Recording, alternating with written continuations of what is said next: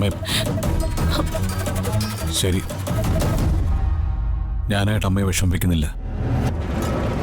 എല്ലാം അമ്മ തീരുമാനിച്ച പോലെ നടക്കട്ടെ.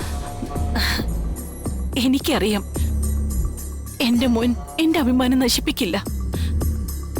എന്റെ വാക്കിന്റെ വില നീ കാക്കും.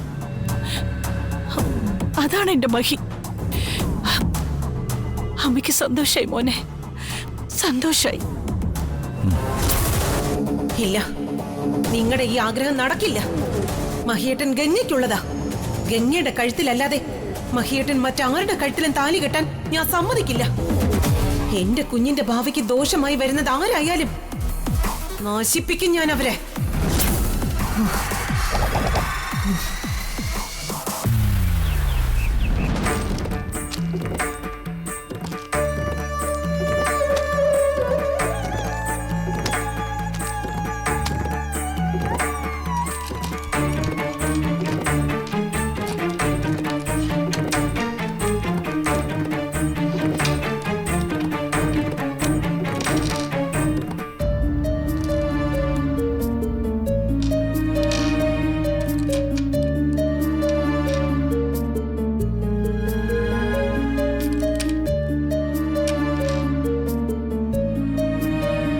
ഈ ആഴ്ച നല്ലൊരു മുഹൂർത്തമുണ്ട്.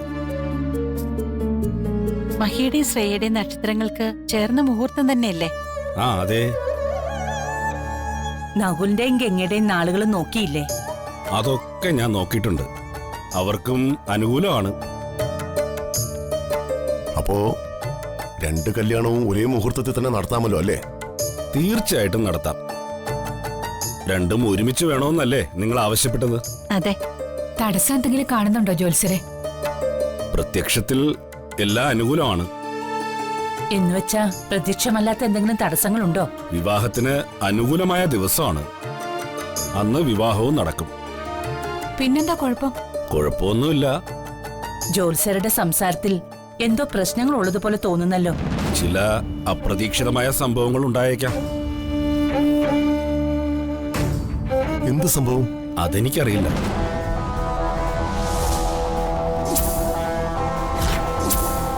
പ്രശ്നവശാൽ നിമിത്തങ്ങൾ അങ്ങനെയാണ് കാണുന്നത്. അപ്രതീക്ഷിതമെന്നാൽ നമ്മൾ പ്രതീക്ഷിക്കാത്തത്. മനുഷ്യന് മനസ്സിലാകുന്ന ഭാഷയിലൊന്ന് പറഞ്ഞതാ ജ്യോത്സ്യരെ. ഇതിൽ കൂടുതൽ വ്യക്തമാക്കാനൊന്നുമില്ല. ജാതകവും നാൾപ്പൊരുത്തവും എല്ലാം ശ്രേഷ്ഠമാണ്. മുഹൂർത്തവും നന്നാണ്. രണ്ട് വിവാഹം നടക്കുന്നതിന്റെ ചില ആശയക്കുഴപ്പങ്ങൾ, അതാവും പ്രശ്നത്തിൽ കാണുന്നത്. ആർക്കാ ആശയക്കുഴപ്പം? ഇതിലെ മഹിയുടെയും നകുലിന്റെയും ഗ്രഹസ്ഥാനങ്ങൾ ഒരേ രാശിയിലാണ് നിൽക്കുന്നത്. ഈ ജാതകങ്ങൾ ഒരു കാരണവശാലും ചേരാൻ പാടില്ല. ഇവ തമ്മിൽ ചേർന്നാൽ വലിയ അപകടങ്ങൾ സംഭവിക്കും.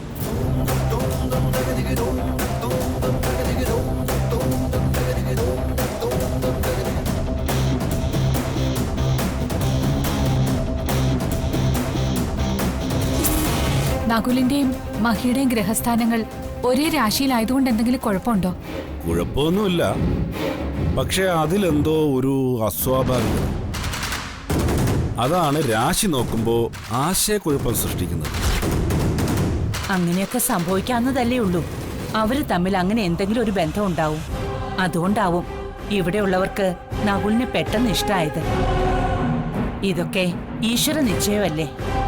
നമ്മുടെ ചിന്തകൾക്കൊക്കെ അപ്പുറമല്ലേ പ്രകൃതിയിലെ കാര്യങ്ങൾ നിശ്ചയിക്കപ്പെടുന്നതും നടക്കുന്നതും. ജാനകിയമ്മ പറഞ്ഞത് വളരെ സത്യമായ കാര്യമാണ്. ഈ ലോകത്ത് നടക്കുന്ന പലതിനും നമ്മുടെ കയ്യിൽ ഉത്തരവില്ലല്ലോ. അങ്ങനെ നോക്കുമ്പോ ഇങ്ങനെയും സംഭവിക്കാം. എല്ലാം നല്ലതിനു വേണ്ടിയാണെന്ന് കരുതുന്നതാ നല്ലത്. എല്ലാവരും നമുക്ക് വേണ്ടപ്പെട്ടവർ തന്നെയല്ലേ? ഗംഗ എന്റെ ആത്മസുഹൃത്ത് മുകുന്ദനുണ്ണിയുടെ മകളാണ്. അവളെ വിവാഹം കഴിക്കുന്ന ആള് എന്റെ മോന്റെ അതേ ജാതകക്കാരൻ തന്നെ ആകുന്നതും സന്തോഷമുള്ള കാര്യമല്ലേ? അതെ അതെ. ശ്രേയയ്ക്ക് കുഴപ്പമൊന്നുമില്ലല്ലോ അല്ലേ? എന്തു കുഴപ്പം? അല്ല, ജ്യോത്സ്യര് നേരത്തെ പറഞ്ഞ ആ ആശയക്കുഴപ്പം ഇല്ല. അപ്പൊ നമുക്ക് ഈ ആഴ്ചയിൽ ഉണ്ടെന്ന് പറഞ്ഞ മുഹൂർത്തം അങ്ങ് ഉറപ്പിക്കല്ലേ? തീർച്ചയായും. എങ്കിൽ ആ മുഹൂർത്തം കുറിച്ചോളൂ ജ്യോത്സ്യരെ.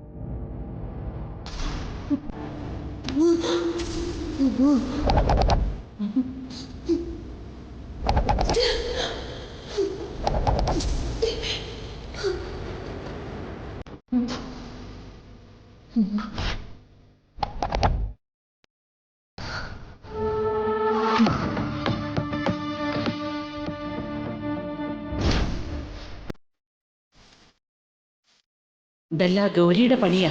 ശ്രേയയുമായുള്ള മഹിയുടെ വിവാഹത്തിന്റെ ഡേറ്റ് നിശ്ചയിച്ചതുള്ള ദേഷ്യമായിരിക്കും കാണിക്കുന്നത്.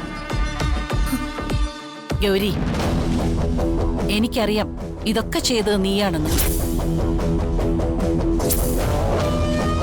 എന്തിനാ ഇങ്ങനെ ഒരു പ്രശ്നങ്ങൾ ഉണ്ടാക്കുന്നേ? മഹിയുടെ വിവാഹം നടത്തുന്നതിന്റെ പ്രതിഷേധമാണോ? അതെന്തിനാ ഗൗരി? ശ്രേയ ഒരു പാവമാണ്. അവൾക്ക് മഹിന്ന് വെച്ച ജീവനാ. മഹിയും മാളുവിനെയും അവള് പൊന്നുപോലെ നോക്കും. നീ ഭൂമിന്നേ പോയി. ഇനി ഒരിക്കലും നിനക്ക് മഹിയുടെയോ മാളുവിന്റെയോ ജീവിതത്തിലേക്ക് കടന്നു വരാൻ സാധിക്കില്ല. പിന്നെ അവനെ ജീവിക്കാൻ വിട്ടിട്ട് നിനക്ക് പൊയ്ക്കൂടെ? മഹിയും ശ്രേയയും മാളും ഒന്നിച്ച് ഇനിയുള്ള കാലം ഒന്ന് സമാധാനത്തോടെ ജീവിച്ചോട്ടെ. അതല്ല വേണ്ടത്. മാളുവിനെ സ്നേഹിക്കുന്ന, അവളുടെ നന്മ ആഗ്രഹിക്കുന്ന അമ്മയാണ് നീയെങ്കിൽ അതില് നീ സന്തോഷിക്കല്ലേ വേണ്ടത്. ശ്രേയ മഹിക്ക് അനുയോജ്യയായൊരു ഭാര്യയാണ്. മാളുവിനെ നന്നായി നോക്കുന്ന അമ്മയുമായിരിക്കും. അതെനിക്ക് ഉറപ്പാ. ഗൗരി, ഞാൻ നിന്റെ കാല് പിടിച്ച് പറയാ, അവരുടെ ജീവിതത്തിന്റെ കുറുകെ വരാതെ നീ ഒഴിഞ്ഞു പോണം. മക്കളുടെ നന്മ മാത്രം ആഗ്രഹിക്കുന്ന ഒരമ്മയുടെ അപേക്ഷയാ ഇത്.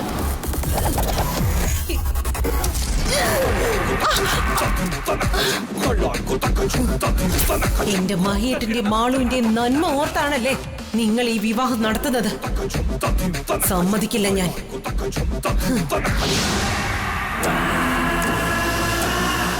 അയ്യോ, പാമ്പ്! അയ്യോ!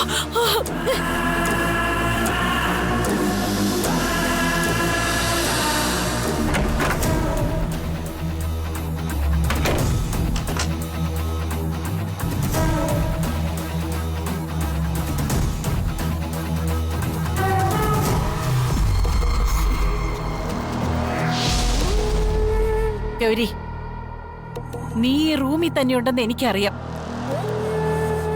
നീ എന്തിനാ മഹിയുടെ വിവാഹം മുടക്കാൻ ശ്രമിക്കുന്നേ? നിനക്ക് അതുകൊണ്ട് എന്താ പ്രയോജനം? പിന്നെ ഗൗരി, നീ എന്തൊക്കെ ചെയ്താലും എങ്ങനെയൊക്കെ ശ്രമിച്ചാലും ശ്രേയയുടെയും മഹിയുടെയും വിവാഹം ഞാൻ നടത്തും. എന്നെ തോൽപ്പിക്കാനല്ലേ നീ പലതും ചെയ്യുന്നേ. പക്ഷേ അതൊന്നും നടക്കാൻ പോകുന്നില്ല. നീ വെറും ഒരാത്മാവ് മാത്ര, ജീവനും ശരീരവും ഇല്ലാത്ത ഈ ഭൂമിയിൽ നിന്ന് പോവാൻ വിധിക്കപ്പെട്ട ആത്മാവ്. ആ നിനക്ക് എന്നോട് മത്സരിക്കുന്നതിന് പരിധികളുണ്ട്. അത് നീ മറക്കണ്ട.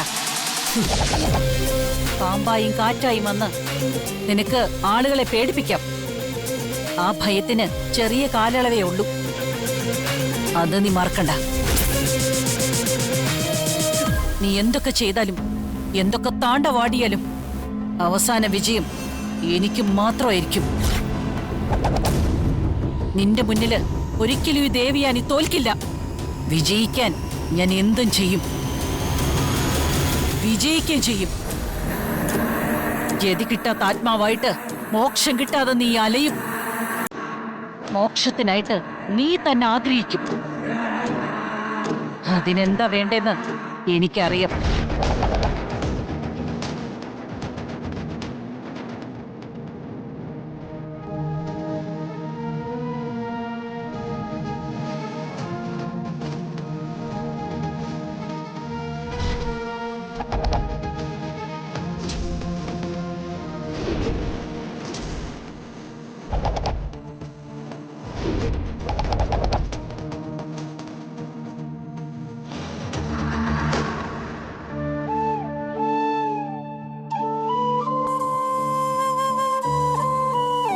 എനിക്ക് അമ്മയായിട്ട് ശ്രേയ വരണ്ടെന്ന് ഞാൻ ഒരുപാട് പ്രാവശ്യം പറഞ്ഞു.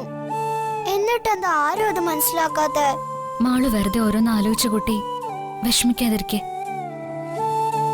ശ്രേയച്ചി മാളുവിനെ നന്നായിട്ട് നോക്കും. ഇല്ല, ശ്രേയക്ക് ഒരിക്കലും എന്നെ സ്നേഹിക്കാൻ പറ്റില്ല. അതെനിക്കറിയാം. അത് ഗംഗയ്ക്കും അറിയാം. എന്നിട്ട് വെറുതെ പറയാ. എനിക്ക് ശ്രേയ അമ്മയായിട്ടോ ഫ്രണ്ടായിട്ടോ കാണാൻ പറ്റുന്നില്ല.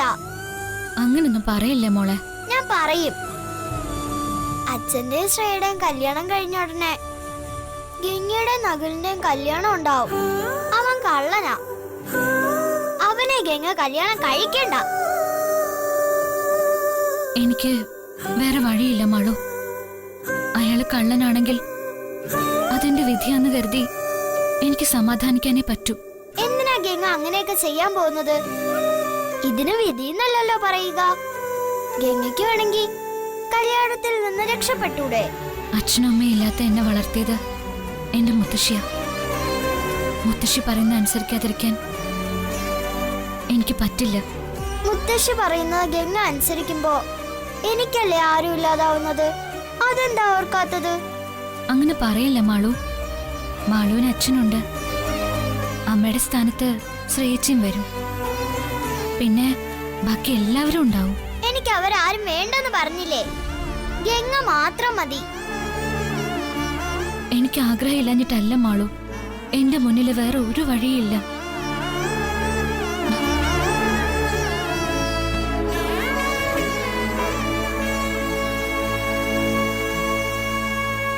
മാളു, അച്ഛൻ ശ്രേയ വിവാഹം കഴിച്ച ഞാൻ ഇവിടെ നിന്ന് അമ്മയുടെ വീട്ടിലേക്ക് പോവും. എനിക്ക് ശ്രേയയുടെ കൂടെ താമസിക്കണ്ട. മാളു അങ്ങനൊന്നും ചെയ്യരുത്. അങ്ങനൊക്കെ ചെയ്താ മഹിയേട്ടനത് സങ്കടാവില്ലേ? എനിക്ക് സങ്കടാവുന്ന കാര്യങ്ങളല്ലേ അച്ഛൻ ചെയ്യുന്നേ?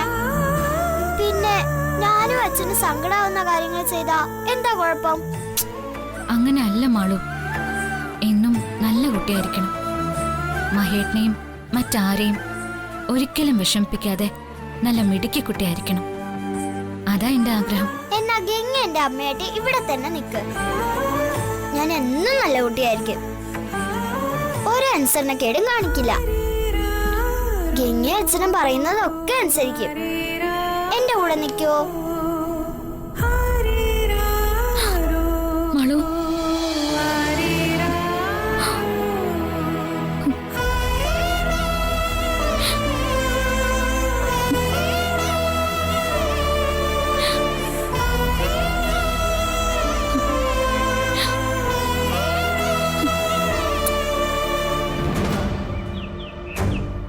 മഹി, മോന് ഇന്ന് എന്തെങ്കിലും അത്യാവശ്യമുണ്ടോ? എന്താ അമ്മേ? വിവാഹത്തിന് ഇനി വളരെ ചുരുക്കം ദിവസങ്ങളല്ലേ ഉള്ളൂ.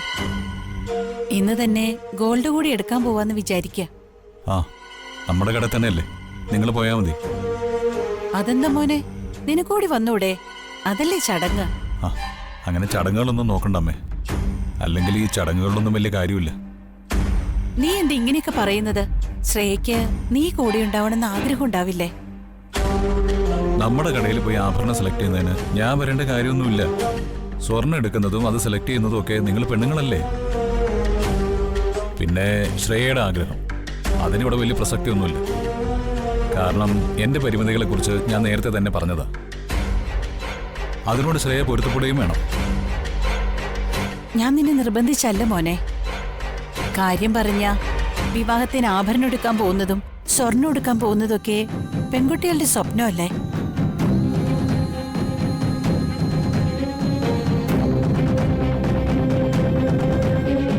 ശരി, അമ്മ പറഞ്ഞിട്ട് ഞാൻ അനുസരിച്ചില്ല എന്ന് വേണ്ട. വിവാഹാഭരണം എടുക്കാൻ ഞാനും വരാം. കണ്ടോ, ഇതാണ് എന്റെ മോൻ. ഞാൻ പറഞ്ഞ അത് തട്ടിക്കളയാൻ എന്റെ മോനാവില്ല. ആ പക്ഷേ നമ്മൾ പോകുമ്പോൾ ഗംഗയും കൂടെ കൊണ്ടുപോകണം. ഗംഗയോ?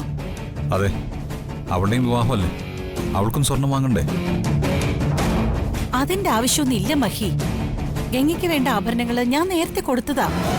അങ്ങനെയല്ലല്ലോ, അതൊക്കെ അമ്മയുടെ പഴയ ആഭരണങ്ങളല്ലേ. എല്ലാ പെൺകുട്ടികളെയും പോലെ ഗംഗയ്ക്കും പുതിയത് വേണമെന്ന് ആഗ്രഹം കാണുമല്ലോ. അത് വേണോ മഹി? വേണം. ഗംഗയുടെ കാര്യത്തിൽ നമുക്ക് ഉത്തരവാദിത്വമുണ്ട്. ശ്രേയെ പോലെ തന്നെ എല്ലാ പരിഗണനയും ഗംഗയും അർഹിക്കുന്നുണ്ട്. അതല്ല മഹി, ഇതിപ്പോ പറഞ്ഞ ശ്രേയ ഹൈമാവതി എന്തു വിചാരിക്കും? നമ്മള് അവരെ കൂടി ഓർക്കണ്ടേ? ഇതിലിപ്പോ എന്താ തെറ്റായിട്ടുള്ളത്? ഗംഗ ഇവിടെ നമ്മുടെ കൺമുന്നിൽ വളർന്ന പെൺകുട്ടിയാണ്.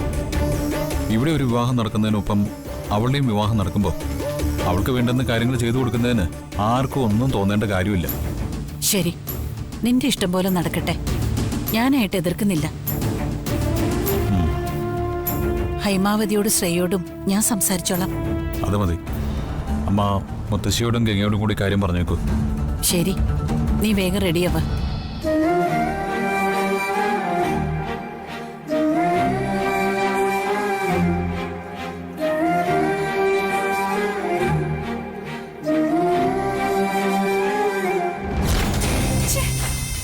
എനിക്ക് ആഭരണം എടുക്കാൻ ആ ഗംഗ എന്തിനാ കൊണ്ടുപോകുന്നേ?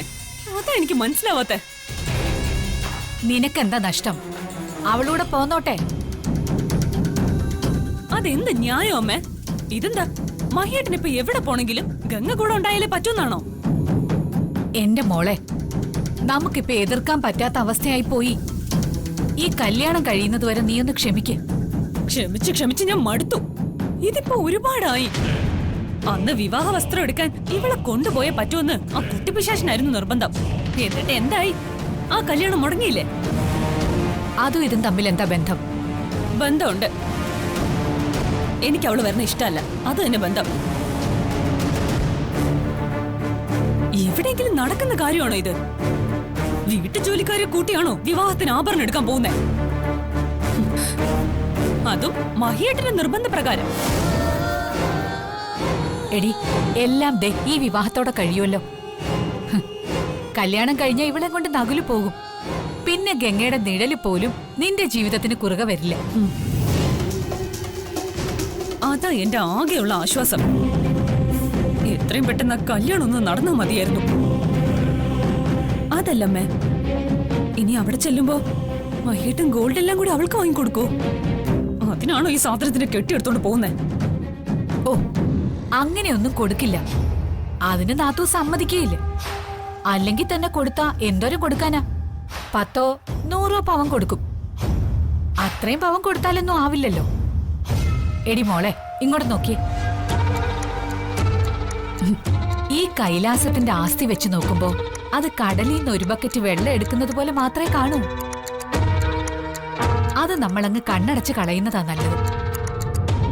അല്ലെങ്കിൽ പിന്നെ മഹിക്കും ആ കുട്ടിപ്പിശാച്ചും മാളൂരും ദേഷ്യമാവും. അതെന്തായാലും വേണ്ട. ഈ കൈലാസം മുഴുവൻ നിന്റെ കയ്യിലേക്കാ വരാൻ പോകുന്നേ. പിന്നെ ഗംഗാന്നല്ല, നിനക്കിഷ്ടമില്ലാത്ത ഒരു പുൽക്കൊടി പോലും ഇവിടെ ഉണ്ടാവില്ല. ഉണ്ടാവാൻ നമ്മൾ സമ്മതിക്കില്ല. ആ, എങ്കിൽ കുഴപ്പമില്ല.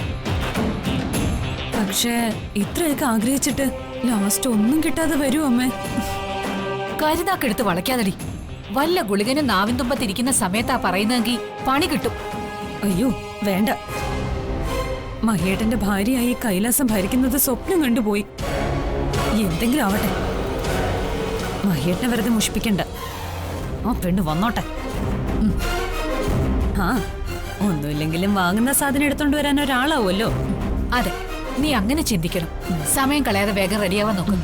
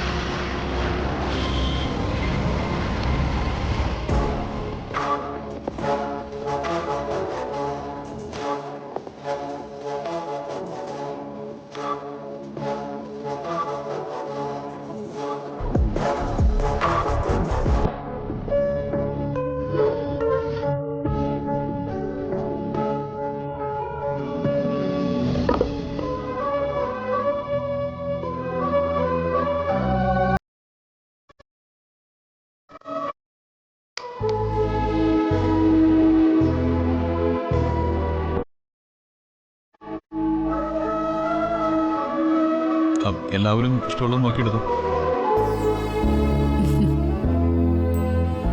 അത് കൊള്ളാല്ലേ, ആ താഴെ ഇരിക്കുന്ന ചെയിൻ. ഇത് കൊള്ളാം, നോക്കട്ടെ. ഇത് കൊള്ളല്ലേ ആന്റി? ഇതും കൊള്ളാം. ഈ മാല കൊള്ളല്ലേ അമ്മേ? മോളെ, നിനക്ക് ഇഷ്ടമുള്ള എല്ലാം എടുത്തോ. അതെ, പിന്നെ എന്തെങ്കിലും പ്രത്യേക മോഡലോ മറ്റോ വേണമെന്നുണ്ടെങ്കിൽ ഓർഡർ കൊടുത്താൽ മതി. ശരി ആന്റി.